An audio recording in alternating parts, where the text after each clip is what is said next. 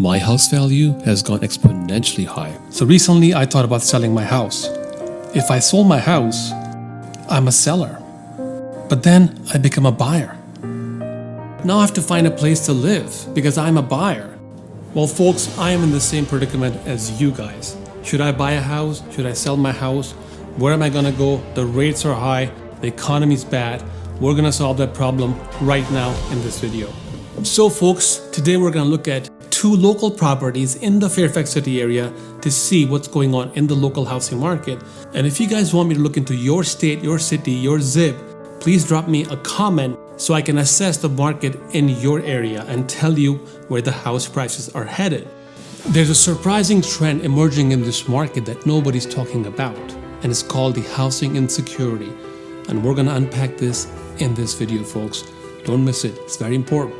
If you Google real estate market in 2023, you'll see a lot of confusing results. Why? Because these media moguls don't know what they're talking about. They're not investors, they're not buying and selling. So that's where I come in. I'm an investor that gets his report by zip, by city, by state for rental, current price, last year's prices, future projections, and more.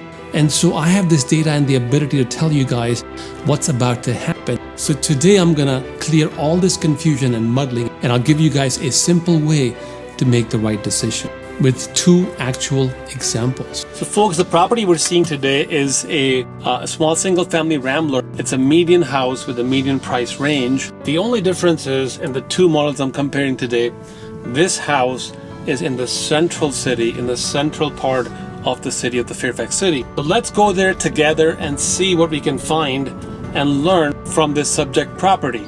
So folks, this street that I'm on is called the Chestnut Street. This is in a very busy neighborhood right near the main city, main downtown area. And you can see the houses, like this house right here is a mid-sized house, probably one level rambler. And you can see the neighborhood across the street also.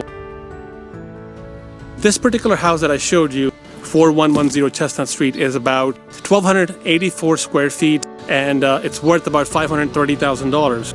So you can get an idea of what kind of houses are available at what price in the downtown area in this city. So as you can see, this is there's a Planet Fitness here. This is a very busy area. There's a main market there. There's a deli.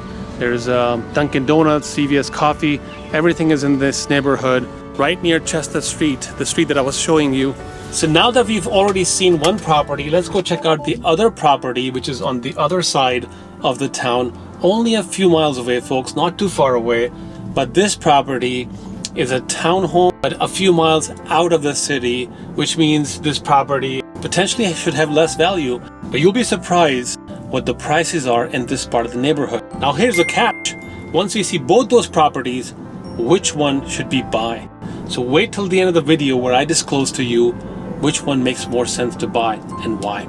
So folks, we're gonna get out of the car and show you the other neighborhood that I talked about. So this neighborhood that I'm in, right behind you guys, let me see if I can get a good view of this. So this neighborhood that I'm in, I think the house price is around $750,000 to $800,000.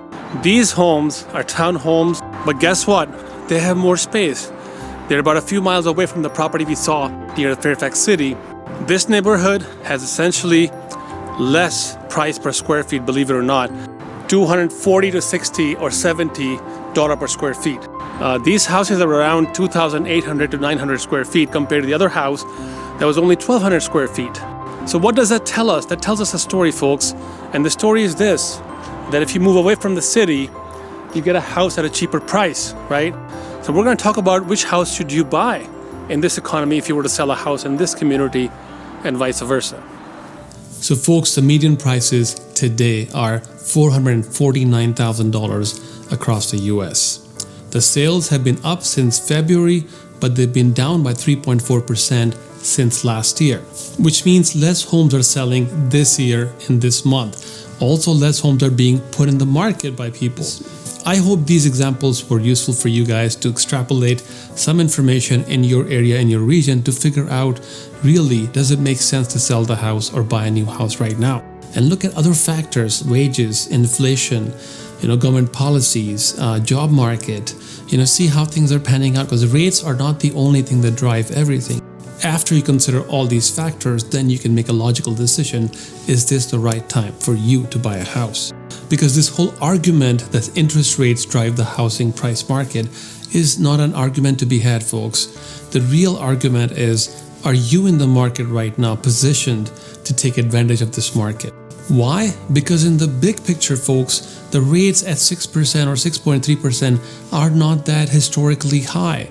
If you just look a few years ago, when Donald Trump was president, the interest rates were at 6%, and then they went down to 5, to 4, and 3, in some cases even 2%. So who's to say we haven't been spoiled, or public has not been spoiled to think that they should be able to buy a house for 3% interest rates? That isn't the norm, folks. This is the norm. The 6% is the norm. And that's what I'm telling you. If you can look at the numbers from last year and the year before, 6%, 7%, 8% is not a bad interest rate, folks. So why does everyone have this housing insecurity that we talked about? That if I sell my house right now, I may not get the best price for my house. And subsequently, if I were to buy a house, I may not get the best price either. And this is just really a FOMO, folks. That's all it is. It is people trying to time the market. One thing you must consider, please consider this. When you eventually get ready to put your house back in the market or sell a house in the market, when you decide that this is the right time, let's say interest rates go down in a few months and you want to put your house in the market, guess what? There's a million other people who are also doing the same thing. So you'll be competing against them. Similarly, if there are people buying houses, interest rates are low, the prices will escalate, and then you may lose some equity in your property, in your future property. It's a double-edged sword. You don't want to try to time the market in a way that you get a lower interest rate but a higher price to pay for the same house. Would you? In the end, nobody knows where the interest rates are headed. Are they going to go up or down? Hopefully they won't go up. Right now, housing market, I think, is pretty decent, folks. The prices, for example, in Fairfax County are 5.7% lower than last year, which is phenomenal. Now, the interest rates are 1% higher. What's the big deal? 1 or 2% higher. It's not a big deal in the long term. If you need a house right now, you have an emergency or you have a sense of urgency, go ahead, by all means, purchase the house. You can always refinance later. At least you'll get a house at a good price. That is my advice right now. But remember, interest rates are not the only thing that drive the market. What if the interest rates go down? Let's play this scenario. What happens then? But what if the job market is volatile? What if people don't have jobs? It doesn't matter where the interest rates go, folks. If you don't have a job, guess what? You can't buy a house. So the whole point about let's just wait to time the market when the interest rates are perfect, then I'm going to jump in the market is obsolete, folks. Let's not have that argument. I hope I have answered all your questions. I have actually solved through this research my own dilemma. Should I sell a house or not? And I think I have some ideas which I'll share with you in the next video. Now, to answer the last question that we talked about in my car, which was, which house should you buy among those two houses that I've shown you? I would buy this older house that's closer to the city, even though you're paying a little bit higher price, because guess what?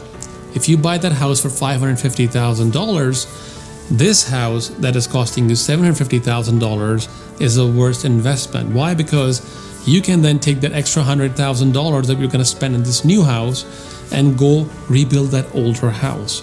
So buying an older house, revamping it, always creates equity. It's a great move that you can make.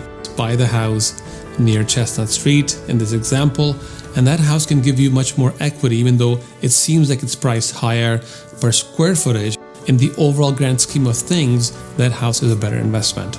Well, with that, I'm going to let you guys go. Enjoy your day, and I will see you in my next video. Thank you. Bye.